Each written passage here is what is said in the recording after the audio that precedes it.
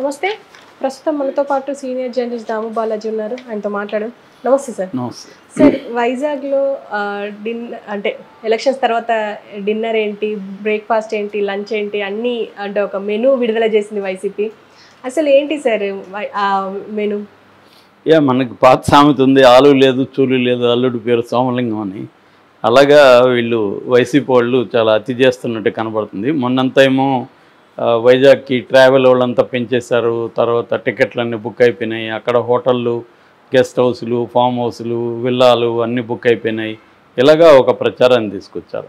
తర్వాత తెలిసిందేమంటే ఏవి బుక్ కాలేదు, హోటల్ బుక్ చేయడం ఏముంది, దానికేం డబ్బులు పే చేయాల్సిన లేదు కాబట్టి కావాలని కొన్ని బుక్ చేసి పెట్టారు. బస్సులు అయితే ఏమీ నేను కూడా చూశాను, అన్నీ కూడా ఖాళీలు ఉన్నాయి. కాకపోతే రేట్లు పెంచారు వీళ్ళు. ఎందుకంటే వీళ్ళు కూడా ఏదైనా నిజమేమో అయితే ఎట్లా అని వీళ్ళు ముందుగా పెంచేసి ఉంటారు. అంత తప్ప ఇప్పటికిప్పుడు ఎవరు వెళ్ళాల్సిన అవసరం లేదు. ఎందుకంటే వీళ్ళు 9 అంటున్నారు, 5వ తేదీ మధ్యాహ్నం లోపల వచ్చేస్తుంది. సో 9కి ఈ లోపల బోల్డ్ టైం ఉంది కదా, 4 రోజులు టైం ఉంది, ఏర్పాట్లు చేసుకోవడం పెద్ద విషయం కాదు. కానీ వీళ్ళు ఒక ప్రచారాన్ని ఏంటంటే మేము గెలవబోతున్నాం అన్న ఒక ప్రచారాన్ని బలంగా వైసీపీ తీసుకురాగలిగింది ఎన్నికల తర్వాత. దానికి పునాది వేసింది జగనే. జగన్ ఎప్పుడైతే అంతవరకు సైలెంట్గా ఉన్నాడు జగన్, ఒక 4 గంటలు మిస్సింగ్ అని కూడా తెలుగుదేశం పత్రికలు రాశాయి. అక్కడ ఓటేసినాక, పులివెందుల నుంచి ఓటేసినాక ఒక 4 గంటలు జగన్ కనపడలేదు, ఎక్కడికి పోయాడని. సో ఒక నెరేటివ్ ఏం బయటకు వచ్చిందంటే జగన్ ముందుగానే కొంతమందిని ఎగ్జిట్ పోల్స్ కోసం వినియోగించాడు. ఎన్నికలు జరుగుతున్న టైంలోనే ఎక్కడికక్కడ ఎన్ని ఓట్లు వేయగానే ఎవరు కేసారు ఏంటి అనేది కలెక్ట్ చేశారు డేటా. అది మరుసటి రోజుకంతా కూడా పక్కగా వచ్చేసింది. ఆ డేటాలో క్లియర్గా వైసీపీనే అధికారంలోకి వస్తుందని, కనీసం 110 నుంచి 120 సీట్లు వైసీపీకి వస్తుందని జగన్ నమ్ముతున్నాడు. అందుకని కాన్ఫిడెంట్గా 150 దాటేస్తుందని చెప్పేశాడు. 150 దాటుతుంది అనుకున్నా మేమే కదా అధికారంలోకి వస్తామని రేపు చెప్పచ్చు. అందుకని ఆ కాన్ఫిడెన్స్ కారణం ఇదే అనేది ఒక నెరేటివ్. అది నిజమో కాదో తెలియదు. సో ఏదేమైనా అతను కాన్ఫిడెంట్గా గతంలో వచ్చి 150ని బ్రేక్ చేస్తున్నాం రికార్డ్ని, దేశం అంతా మన వైపు చూస్తుంది, 22 కంటే ఎక్కువ ఎంపీ సీట్లు వస్తాయనేది అనౌన్స్ చేసి వెళ్ళిపోయాడు. దాని తర్వాత వైసీపీలో కొంత ఊపు అప్పటి నుంచి మెయింటైన్ చేస్తూ వస్తున్నారు. ఆల్రెడీ వైజాగ్లో ప్లేసెస్ కూడా ఎతుకుతున్నారు. విశాఖ సౌత్లో ఇందిరా ప్రియదర్శిని స్టేడియం అని ఒకరు, లేదు ఈస్ట్లో విశాఖ ఈస్ట్లో ఆంధ్ర యూనివర్సిటీ గ్రౌండ్స్లో అని ఒకరు, లేదు భీమిలిలో మధురవాడలో వైఎస్ఆర్ క్రికెట్ స్టేడియం ఉంది అదైతే బాగుంటుందని ఇంకొకరు. ఇలాగా ప్లేస్ ఎక్కడ చేయబోతున్నారు అనేది కూడా అనౌన్స్ చేశారు. అక్కడ బొత్స ఏర్పాట్లు చూస్తున్నాడని కూడా చెప్పారు. ఈ నేపథ్యంలో కొత్తగా ఒక ఆహార కమిటీ ఒకటి ఏర్పడింది. అంటే ఈ ప్రమాణ స్వీకారోత్సవ కమిటీ ఒకటి ఉంది, అందులో భాగంగా ఫుడ్ కమిటీ ఒకటి ఏర్పడింది. ఈ ఫుడ్ కమిటీకి కన్వీనర్గా ఆళ్ల శ్రీనివాసరెడ్డి అని ఒక అతని పేరుతో ఒక మెనూ ఇప్పుడు సోషల్ మీడియాలో వైరల్ అవుతుంది. ఆ మెనూలో ఏంటంటే మార్నింగ్ బ్రేక్ఫాస్ట్ 2 రకాలుగా ఉంది. ఒకటి vegetarian breakfast, non vegetarian breakfast. ఈ లిస్ట్ అయితే చాలా ఎక్కువ ఉంది. మసాలా ఇడ్లీ, ఎమ్మెల్యే పెసరట్టు అంట, జీడిపప్పు ఉప్మా, తర్వాత పులిహోర, పెరుగువడ, మసాలా దోశ, చాక్లెట్ దోశ, చక్కెర పొంగలి, పాయసం, పోహ, బొబ్బట్టు ఇలాంటివి పెట్టారు. ఇక నాన్ వెజ్లో చికెన్ పెసరట్టు అంట, egg dosa, chicken dosa, mutton keema dosa, తర్వాత చికెన్ పొంగల్ అంట, నేను ఎప్పుడేం లేదు, బోటి వడ ఇట్లాంటివి పెట్టారు. అంటే ఎప్పుడు నేను వెళ్ళినా కూడా ఉన్నాయి. ఎగ్ బుర్జీ పావు అంట, నాటుకోడి కర్రీ అంట, ఇట్లాంటివి చాలా పెద్ద లిస్టు. ఇది కాకుండా ఇంకా లంచ్కి అయితే ఇంకా చాలా పెద్ద ఫిష్ ఐటమ్స్. మామూలుగానే వైజాగ్ అంటే సీ ఫిష్ ఒక 50 రకాల వెరైటీలు ఉంటాయి. మనకి భీమిలి వైపు వెళ్తుంటే అక్కడక్కడ చిన్న గుడిసె హోటల్స్ ఉంటాయి. అక్కడ మొత్తం రకరకాల ఫిష్ ఐటమ్స్ ఉంటాయి. కనీసం మినిమం ఒక 10-15 ఐటమ్స్ అయితే తినచ్చు అక్కడ. సో ఇంకా అవన్నీ కూడా పెడుతున్నారు వీళ్ళు. సో దాంట్లో కూడా మళ్ళీ వెజిటేరియన్ రకరకాల పప్పులు, కాంబినేషన్లు, తర్వాత నాన్ వెజ్, అంటే టోటల్ సౌత్ ఇండియా స్పెషల్స్ అంతా కూడా ఏర్పాటు చేశారు. ఇది నిజంగా పెట్టబోతున్నారా లేకపోతే ఇతనెవరు, ఈ ఆళ్ల శ్రీనివాసరెడ్డికి వైసీపీకి సంబంధం ఉందా, నిజంగానే ఫుడ్ కమిటీ అనేది కన్ఫర్మ్ అయితే కాలేదు, కానీ బాగా వైరల్ అవుతుంది. దీన్ని నిజానికి తెలుగుదేశం వాళ్ళు ఎక్కువ వైరల్ చేస్తున్నారు. అంటే వీళ్ళ అతి చూడండి, ఓవర్ యాక్షన్ చూడండి, వీళ్ళ ఫుడ్ ఇలాగ ఉంటుందంట అని చెప్తున్నారు. సో ఇది నడుస్తుంది. అంటే వాళ్ళకైతే ఫుల్ కాన్ఫిడెంట్గా ఉన్నట్టుగా కనిపిస్తుంది.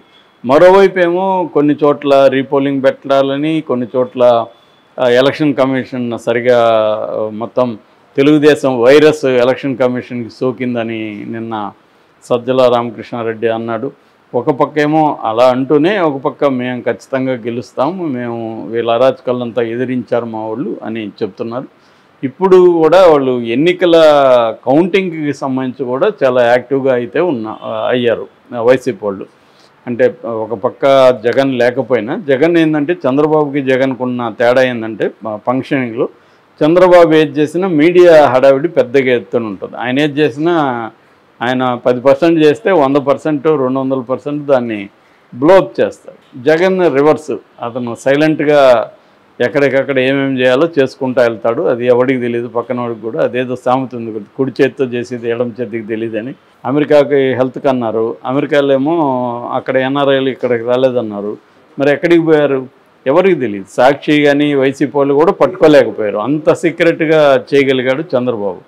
12 రోజులు ఎక్కడున్నాడు అనేది ఇప్పటివరకు ఏ ఆధారం సాక్షి కానీ వైసీపీ మీడియా కానీ చూపించలేకపోయింది. ఇక్కడ ఏంటో పట్టుకుండేవాళ్ళేమో కానీ వాళ్ళు బయట పట్టుకోలేకపోయారు.